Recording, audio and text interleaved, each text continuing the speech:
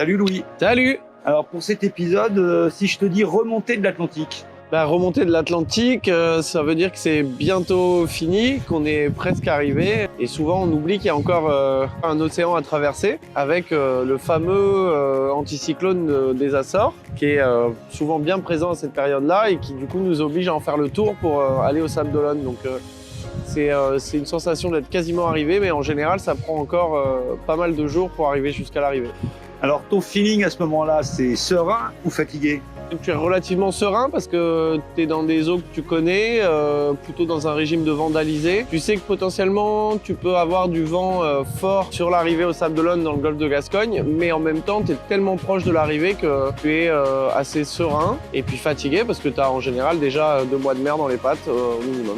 Alors une petite anecdote? En 2016-2017, avant de traverser le Poteau Noir, j'avais fait un routage météo avec les prévisions qui me faisaient traverser directement de l'équateur au Sable d'Olonne. J'ai passé 2 jours de plus dans le Poteau Noir, ce qui fait que l'anticyclone des Açores était redescendu en travers de la route. J'ai dû en faire tout le tour. Je suis arrivé avec 5 jours de plus que ce que j'avais prévu. Alors cette remontée, si c'était un poète? Ça pourrait être de La Fontaine, rien ne sert de courir. Et si c'était une épreuve sportive? Si c'était une épreuve sportive, ce serait la fin d'un marathon. Et si c'était une qualité? Ça pourrait être la joie. Ton pire souvenir dans cette remontée?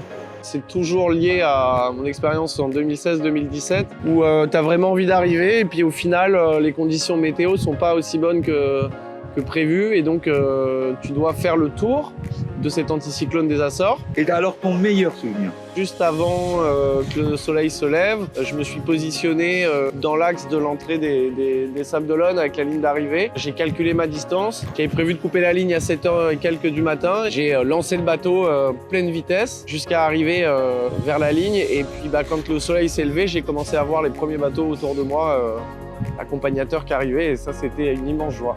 Merci.